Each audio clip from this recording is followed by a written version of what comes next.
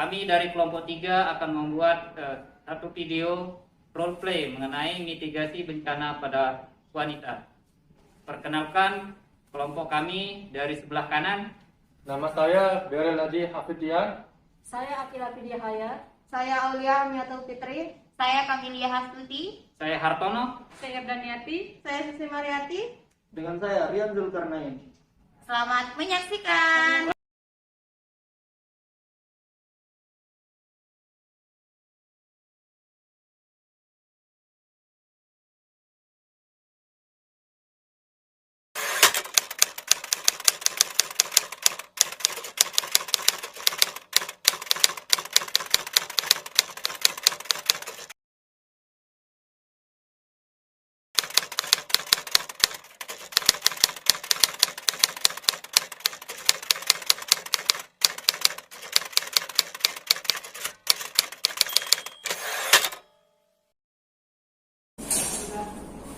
Baiklah, Assalamualaikum warahmatullahi wabarakatuh.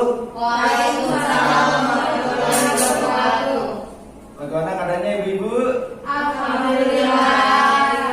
Jadi saya di sini dan rekan saya ibu-ibu akan melakukan simulasi gempa untuk ibu-ibu ya.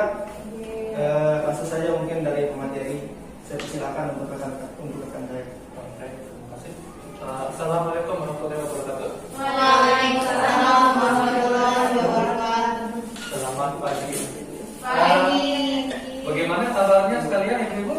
Alhamdulillah luar biasa Allah. Alhamdulillah. Baik, di sini saya sebagai pemateri akan menyampaikan penyuluhan tentang bencana alam gempa. Baik, di sini ibu-ibu siapa yang pernah mengalami bencana alam gempa? Angkat tangan. Insya Allah semua sudah ya Pak. Iya, pernah di tahun 2018. Pasti saat mengalami gempa itu sangat kaget, sangat ketakutan ya, trauma. Panik, Ya, sangat trauma mungkin malah. Iya. Ya baik. Untuk itu saya akan menjelaskan dulu pertama apa itu gempa, pengertian gempa. Jadi buat ibu-ibu, gempa itu disebabkan oleh adanya geseran lempeng tektonik atau letusan gunung vulkanik. Nah, ibu-ibu, jadi gempa itu ada yang kecil dan ada yang besar. Jadi gempa yang kecil itu biasanya getarannya itu lebih banyak ya getarannya. Sementara gempa yang besar itu getarannya itu lebih sedikit, lebih sedikit, tapi dia lebih besar. Itu namanya latitude atau frekuensi. Jadi semakin kecil frekuensinya itu getarannya semakin banyak. Mungkin ibu-ibu malam ada ngerasain gempa kecil ya, itu tetap harus hati-hati karena walaupun dia kecil, dia akan membesar. Nanti dia akan semakin besar latitudenya atau panjang gelombangnya. Adapun di Indonesia, kita berada di daerah istilahnya the ring of fire atau cincin gunung berapi. Karena di Indonesia itu banyak sekali gunung yang baik. Di sini ada di Indonesia khususnya di Lombok contohnya ada gunung namanya Gunung Rinjani. Itu walaupun sudah lama tidak pernah meletus, tetapi itu masih termasuk gunung yang aktif. Artinya suatu waktu itu bisa meletus. Jadi kita apalagi yang berada atau tinggal di daerah di kawasan kaki Gunung Rinjani itu harus tetap waspada, selalu siaga, selalu waspada. Karena suatu waktu itu bisa meletus. Dan juga yang berada di arah Assalamualaikum pantai warahmatullahi wabarakatuh. kita harus hati-hati Kami Karena dari kelompok 3 akan di setiap membuat gempa itu, satu video terutama yang gempa roleplay mengenai tektonik itu mitigasi memiliki bencana resiko pada tsunami wanita. juga. Jadi saat Perkenalkan, bila terjadi kelompok gempa, kami dari sebelah maka kanan segera mengevakuasikan diri menjauh dari daerah dekat laut. Menjadi menjauhnya itu menuju daratan tinggi. saya Hartono. Saya Adapun daerah yang Mariati. rawan gempa itu contohnya daerah seperti yang saya Selamat bilang tadi, menyaksikan. rawan atau dekat pantai dan di bawah kaki gunung, dan juga daerah yang di dekat bukit karena ada resiko rawan longsor. Jadi apabila di bawah bukit, di kaki bukit atau di atas bukit itu segera menjauh ke daerah yang lebih datar. Lalu ada di dalam bangunan, contohnya bangunan dengan atap yang berat, contohnya bangunan bertingkat dengan atap yang dicor. Itu resikonya lebih besar karena apabila tertimbun maka itu akan menimbulkan bahaya yang lebih besar. Karena kalau atapnya triplek itu kan tak sesakit besi atau beton kan, kemungkinan selamatnya juga lebih kecil. Jadi diusahakan untuk mengevakuasikan diri keluar. Nah, untuk tindakan evakuasinya itu sendiri, untuk yang di dalam ruangan khususnya, yang pertama itu yang perlu diingat sekali adalah jangan panik. Ingat ya teman-teman, saudara-saudara, jangan panik. Biasanya kalau gempa itu walaupun baru mulai sedikit aja itu sudah teriak, sudah kabur keluar, berhamburan keluar ya. Nah itu sangat tidak disarankan karena itu memiliki resiko pertama saling mendorong dan saling menginjak, akan meningkatkan resiko terluka. Jadi bukannya malah selamat, malah tambah celaka. Teman-teman kalian itu malah diri sendiri yang celaka karena berhamburan keluar. Itu malah mungkin karena dia berdesak-desakan, ada resiko kedua yaitu pingsan. Karena saling berdesak-desakan itu akan meningkatkan resiko kekurangan oksigen, sehingga saat berdesak-desakan itu bisa ada teman-teman sekalian yang pingsan. Dan yang terakhir itu mungkin risiko psikologis. Saat anda panik, teman-teman anda sekalian atau ibu-ibu sekalian juga ikut panik. Jadi sehingga itu menimbulkan rasa takut yang sangat besar. Jika semua orang sama-sama panik, itu akan meningkatkan rasa takut. Walaupun gempa yang kecil, tapi pada teman-teman sekalian panik, jadi sangat-sangat menakutkan, jadi sangat traumatis. Jadi kalau bisa Anda menenangkan diri dan menenangkan teman-teman sekalian. Jangan panik, ya. Harus bilang ke teman-temannya, saudara-saudara di sekitar juga jangan untuk tidak panik dan untuk diri sendiri juga untuk tidak panik sehingga dapat mengatasi masalah dan berevakuasi dengan aman dan aman.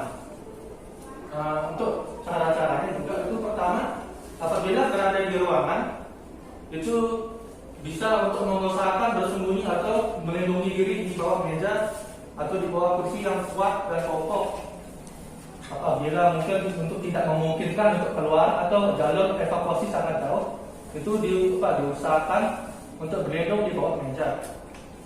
Lalu menggunakan atau menyangga diri bagian atas kepala, menggunakan bantal atau benda-benda yang bisa menahan benturan dan meletakkan tangan di kepala untuk mencegah terjadinya trauma kepala atau benturan pada kepala. Kedua, pada saat melakukan evakuasi, hindari tangga berjalan atau eskalator dan juga hindari lift.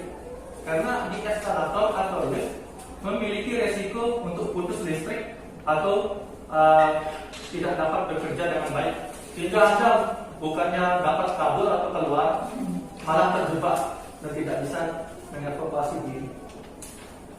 Dan untuk yang terakhir, saat Anda berevakuasi, untuknya Anda memerlukan diri untuk mengikuti jalur evakuasi.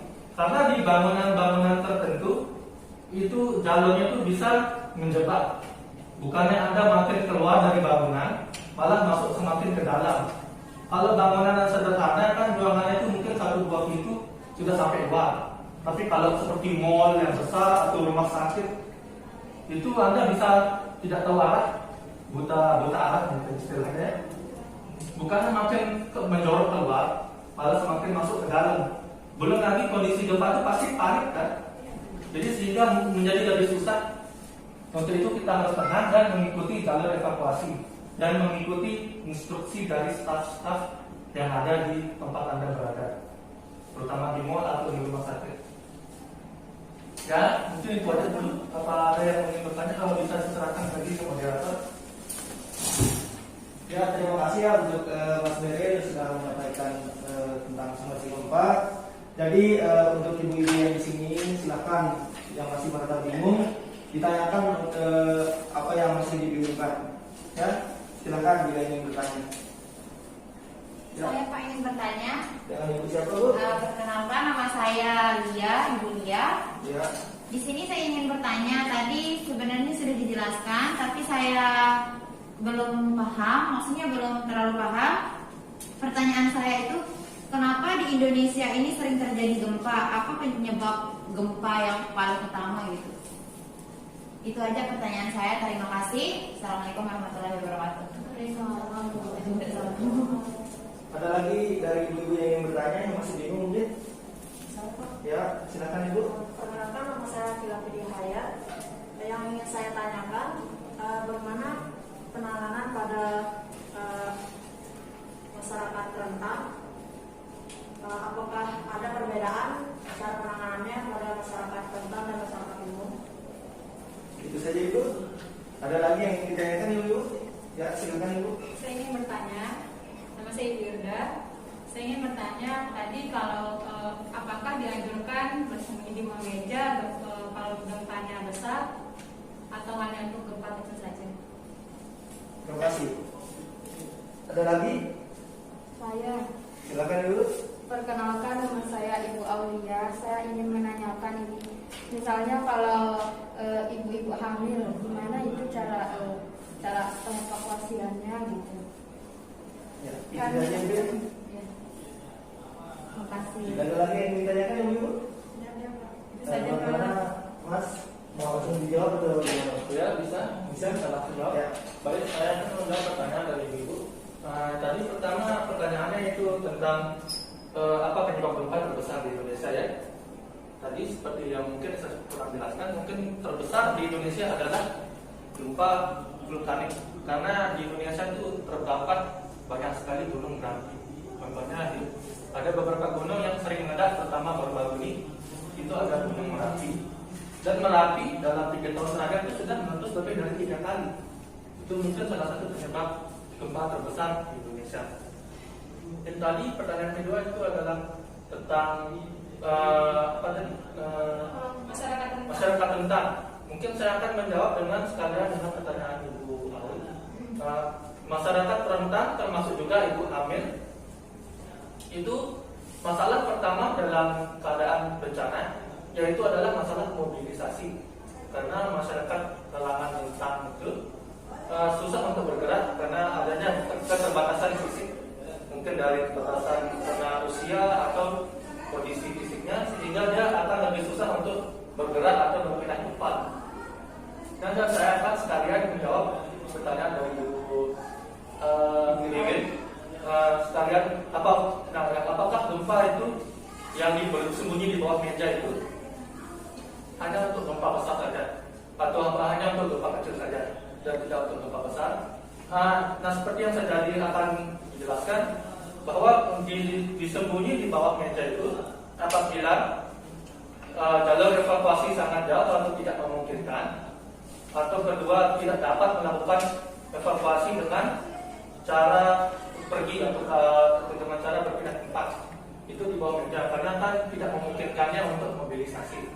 Contohnya ibu hamil kan tidak mungkin disuruh lari kan, atau bergerak berjalan dengan cepat. Makanya itu kan tindakan darurat. Maksudnya itu adalah tindakan darurat sehingga disarankan untuk di bawah meja. Nah, apabila memungkinkan, itu lebih baik kita keluar karena kan tergantung kondisinya juga. Apabila berada di bangunan dengan atap berat, kan itu tidak terlalu membantu di bawah meja kan karena atapnya beton. Jadi untuk bersembunyi di bawah meja itu disarankan untuk itu khususnya juga untuk ibu hamil dan kalangan yang rentan. Bagaimana jawabannya? Dapat dipahami. Ya, terima kasih atas pertanyaannya dan sudah aktif untuk mendengarkan dan bertanya. Serahkan kembali ke moderator. Ya, terima kasih Mas. Jadi seperti itu ya untuk ibu-ibu, silakan kalau misalkan tahun-tahun selanjutnya mungkin ada kejadian seperti gempa ini, mohon untuk apa yang sudah didapatkan untuk diterapkan ya. Ibu juga bisa menyampaikan ke rekan-rekan ibu mungkin di mana, jadi supaya rekan-rekan ibu juga ada ilmu tentang simulasi gempa. Ya, mungkin hanya ini yang dapat kami berdua sampaikan. Kurang lebihnya kami mohon maaf. Assalamualaikum warahmatullahi wabarakatuh. Waalaikumsalam warahmatullahi wabarakatuh.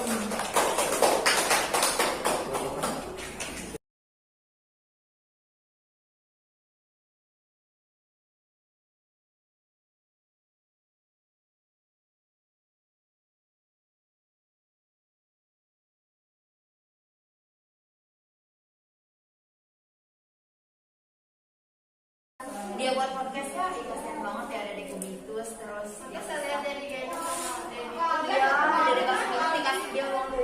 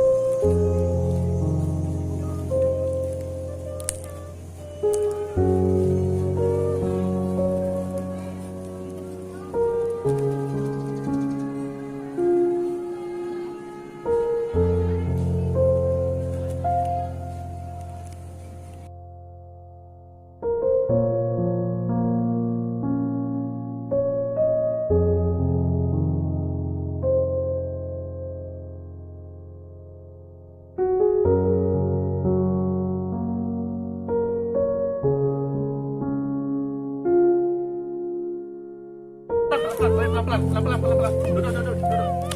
Pak, temanin adik teman saya, Pak.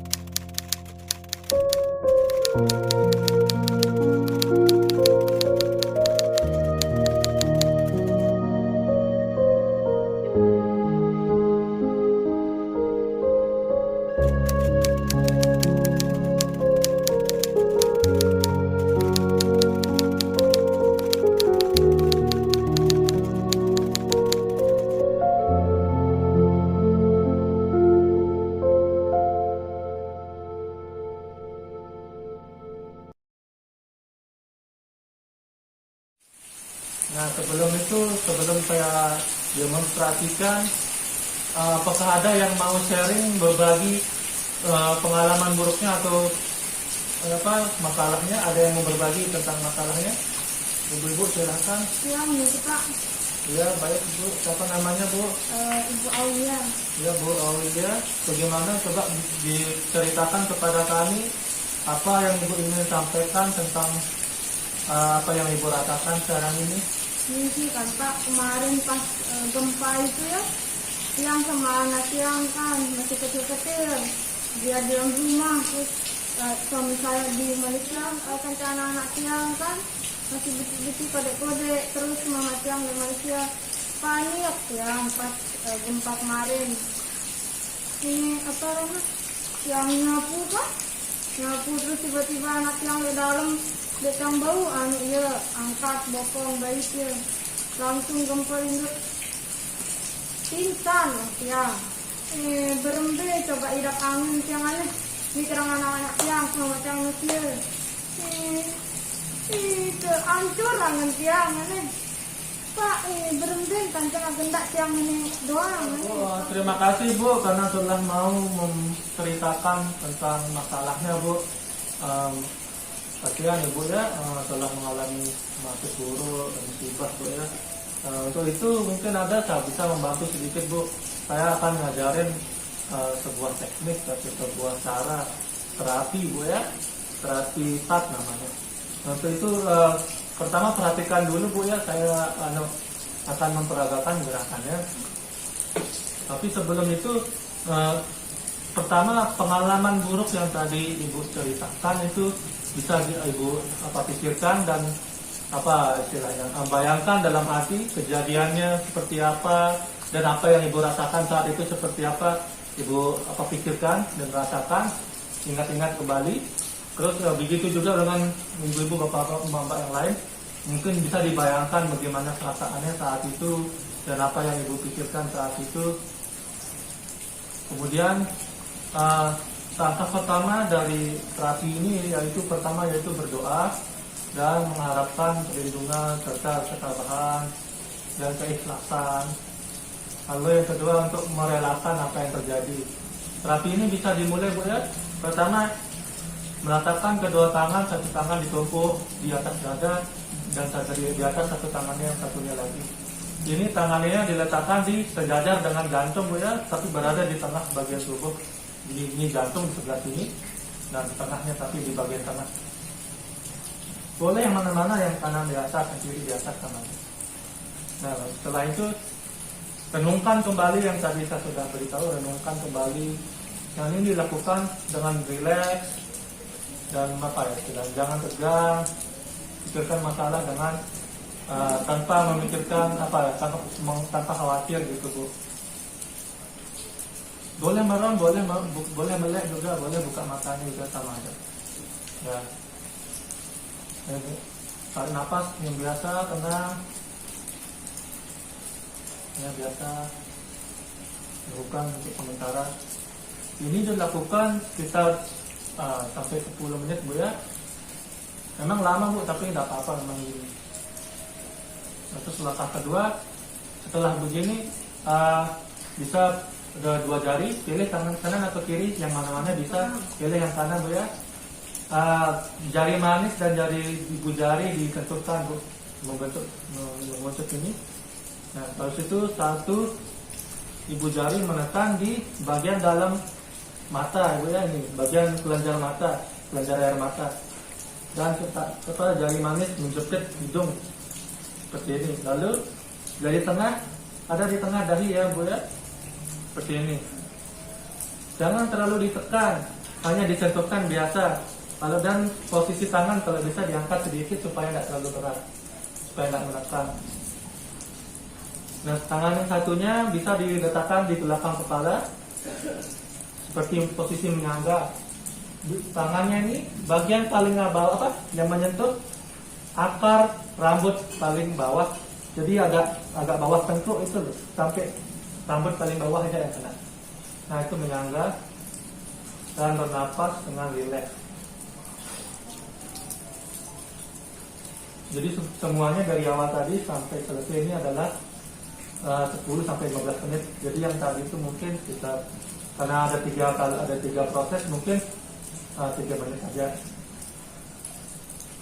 Sudah sampai anggap sudah sampai 5 menit atau sudah sampai 10 menit. Lalu langkah selanjutnya itu ada gerakan ketiganya, tangannya kan ada jari ada 5, taruh di belakang telinga seperti yang menggunakan headset, ditaruh di pangkal kuping, ada kan bagian kuping yang menyentuh kulit kepala di belakang yang membentuk huruf C. Jadi di telinga ini ada kayak lingkaran telinga, di belakangnya itu yang membentuk huruf C. Ditentukan, jangan terlalu ditekan, ingat jangan terlalu ditekan, dan hanya menyentuh seperti biasa, dan bernapas dengan rileks. Setelah beberapa menit, kemudian posisi terakhir ditutup kembali dengan posisi tangan di dada.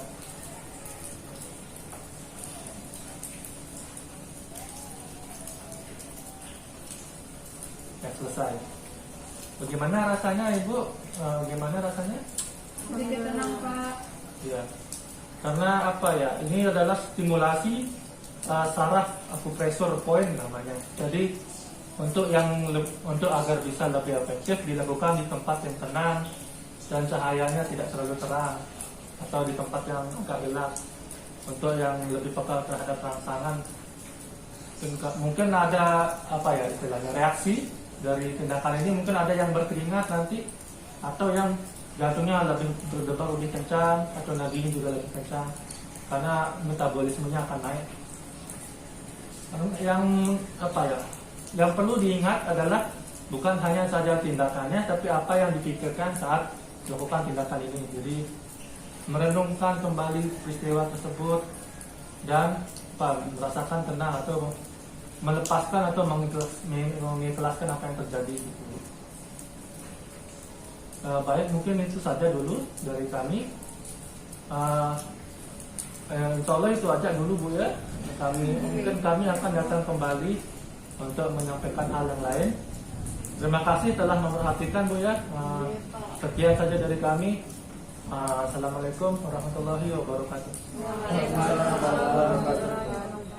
Demikian, mudah-mudahan ada manfaatnya. Wabillahi taufiq wal hidayah. Wassalamualaikum warahmatullahi wabarakatuh. Terima kasih.